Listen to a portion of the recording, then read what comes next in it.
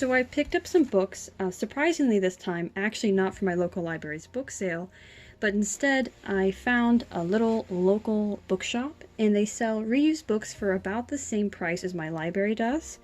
And it's about $2 each. It depends on the book. So a few of these books are from my local library's book sale, and a lot of these are actually from my local bookshop. And some of these books I also found in the trash, like side of the road. Someone had this book, so someone threw this book away, and I saved that one.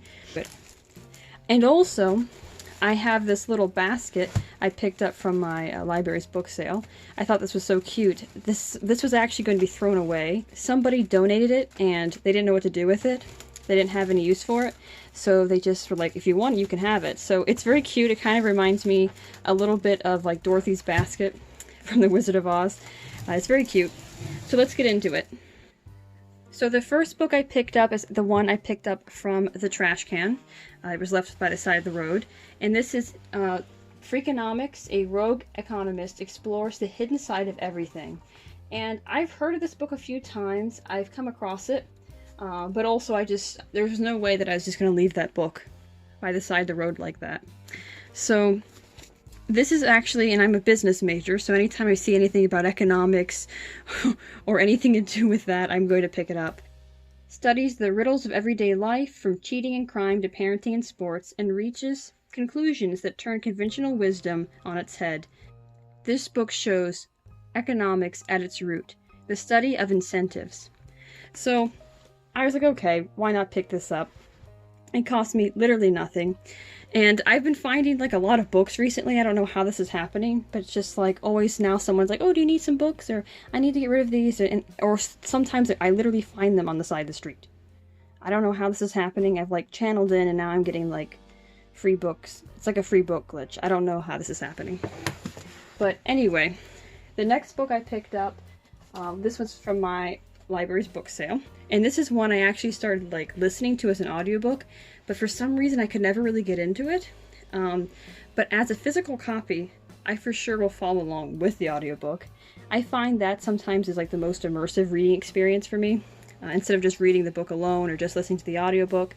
So I picked up Lord of the Flies, and this is an older one. It's a classic, and by the way, it's a little chipped up. When I picked it up and I had it in my little basket, I accidentally chipped it some more, so it was in better condition when I picked it up. This one I paid 50 cents for. Oh my goodness. Well, I paid 50 cents for it, and I just ripped it in half. Okay, well, I guess you get what you pay for. I literally just broke that in half. I literally just ripped the cover right off. Okay, but other than that, everything's fine. There's no writing in it. I just have to tape this back on. Wow.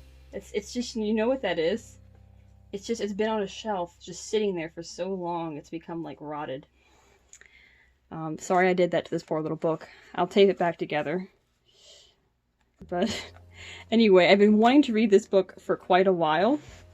I found it pretty interesting when I was reading it, God, years ago.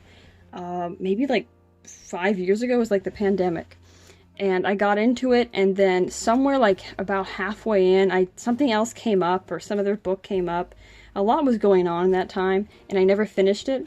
And I started listening to the audiobook, but never really got into it. So I'm glad I have the physical copy, even if I literally just broke it apart. The next book I picked up is from my local library's book sale also. It is a very pretty edition, and there was so many of these books they had there this time. I tried to get a few pictures, but there's a lot of people in that area, so I didn't really get as many pictures as I wanted of that shelf. I actually was thinking about making that a channel banner, because that was very pretty. All these nice and gold embossed books. This is actually probably the priciest book I picked up from my book sale. It was $10, as you can see here. But I don't think you can really fully appreciate the details of how nice this book looks. There's this, I don't even know what to describe this as. It's this material like this. I really don't know. And each of the pages are gold embossed, as you can see. And engraved here. And this is actually Madame Bovary. So I've heard of this book for quite a while. I feel like I say that about like every book I pick up, but it's the truth. The only reason I pick up a book is like if I've heard about it about 10 times or if I have an interest in it. And this is actually, I believe, a 1973 copy. Let me double check. Yeah, this is actually 1978 copy. It's a collector's edition. It's from the 100 Greatest Books by the Franklin Library. And there is some illustrations in it. And for me, that really sealed the deal. But I've never read Madame Bovary before. And also, there was nothing that was going to stop me from getting such a nice looking book. And also, $10 is pretty reasonable considering how nice this is. The next books I picked up are all from my local bookshop. And this is Chinese Cinderella. This is the same author as the previous book I showed. I actually got that one from my local library's book sale. And that is a novel called Falling Leaves. I'll insert an image on the screen if I find one. But this is actually, again, another book that I'm surprised I found. I always will read this kind of stuff, and I like this author. So that's the one I found. I'll show you a bunch of them since I'm kind of running short on time here.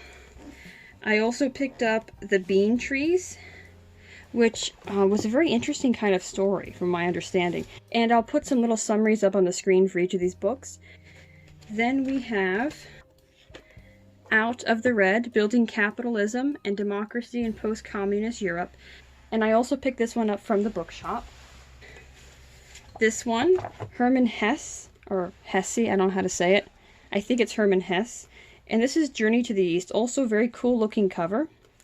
And I know really nothing much about this, but I kept seeing this book over and over and over again on Book Talk. So I was like, okay, I'll get it. And this one, ironically, this next book here, Night, by Eli Wiesel, or Wiesel. This is actually, I think there's multiple stories. This was like the big one they always make you read in school. I've seen it a couple times on a reading list. But this one I was actually just about to buy, and I walked into this bookshop, and it was laying right there on the shelf. I thought that was kind of ironic. So I decided to pick it up, and these books that are from the bookshop, they were all $2 each.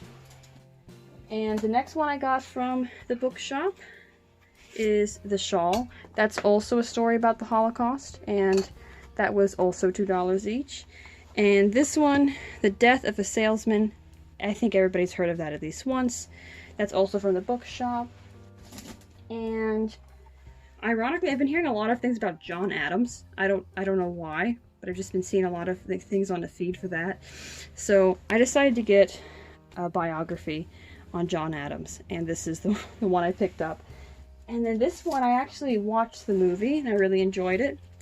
And I didn't know there was a book, but I'm happy to discover that there is one.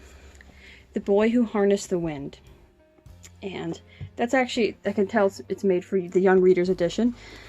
But it has these nice little illustrations, and there's the real-life photos of the author. And I love when the books have the illustrations. You know, that's like a selling point for me. And these are all the books that I have picked up from both my library's book sale and my local bookshop. These are all used books. And the next books I'm going to show you are actually some new books I bought from Amazon. The next book I picked up is from Amazon, and it's a brand new book, and it's on Tyranny, 20 Lessons from the 20th Century. And this is a very short book. It's about 120 pages, and this one I've heard a lot about. It kept coming in my recommended, and I was like, okay, it's such a short book, let me pick it up. And already I want to say that I really enjoyed this book. It's actually really, it's worth your while. It's a short book anyway. It doesn't take much of your time up, but definitely should read it. I 100% recommend this book. It's worth your money, it's worth your time. The next book I picked up is also a tiny book, and honestly I didn't really want to pick this one up, but I decided to anyway, since I read in the past, when I was like 15 years old.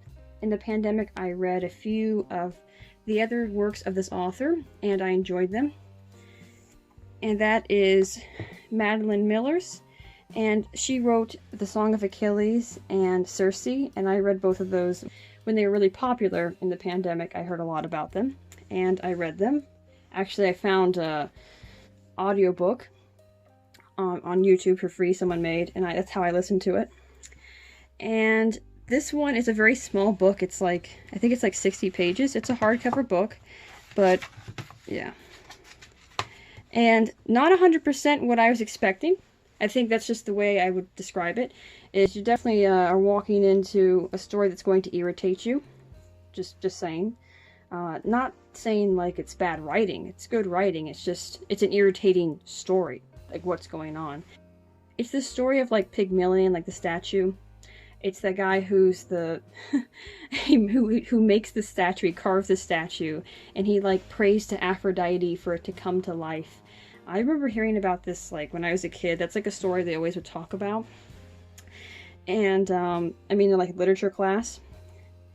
And this is kind of like through the perspective of the statue lady that came to life.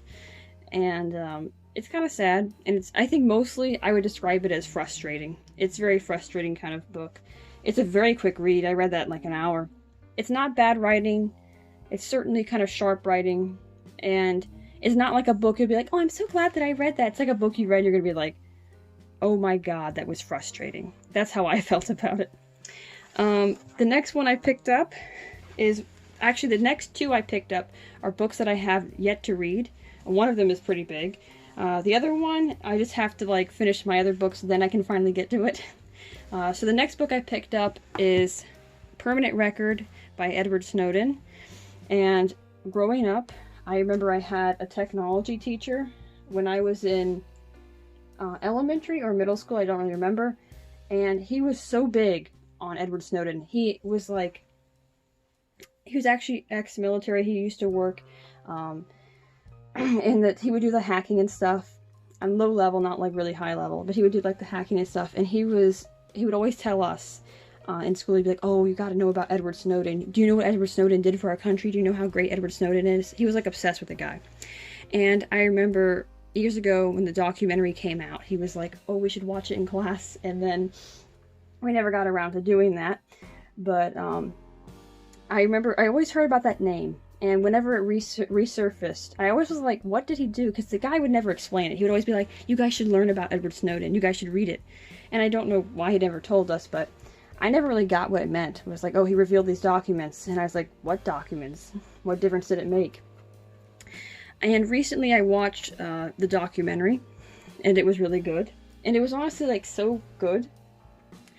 And so I picked up this book. And I have yet to read it, but I only know pieces and parts of the story. I only just recently have like come to understand, like, oh, the documents were actually showing that the government is just completely violating personal privacy of Americans. And I didn't really get what that even meant when I was a kid. When I was hearing my technology teacher say that, I didn't know what the hell he was talking about. But now that I'm reading this, and I just started reading it yesterday, and I'm like, oh wow. There's a lot we don't know. So pretty interesting book.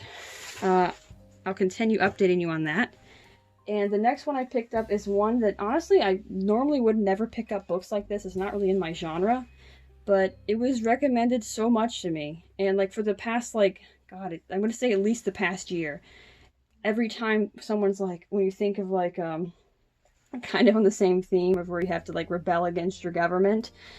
Someone's always like brings this book up. They're like, you gotta read this. And that is Babel. And again, I don't read these kinds of books usually. So it's like I'm stepping into a different genre here. It's a pretty big book, by the way.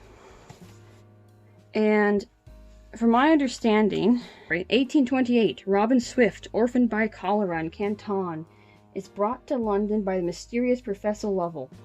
There, Robin trains for years in Latin, Ancient Greek, and Chinese, all in preparation for the day he'll enroll in Oxford University's prestigious Royal Institute of Translation, also known as Babel.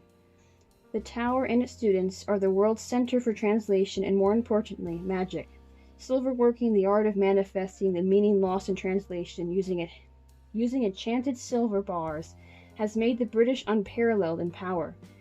As the arcane craft serves the Empire's quest for colonization, for Robin, Oxford is a utopia dedicated to the pursuit of knowledge, but knowledge obeys power, and as a Chinese boy raised in Britain, he realizes serving Babel means betraying his motherland.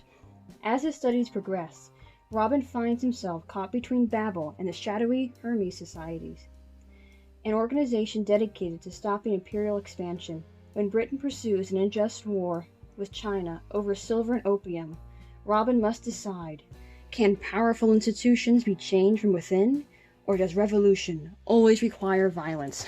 So, kind of interesting, staying on the same theme.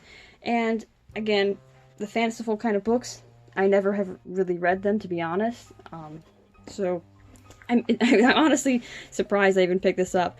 But we'll see. I think it's actually going to be decent. From what I'm reading, it sounds like it's right up my alley. So thank goodness my Instagram recommended that to me enough that I finally picked it up. So that was all the books. Thanks for watching. More videos coming soon.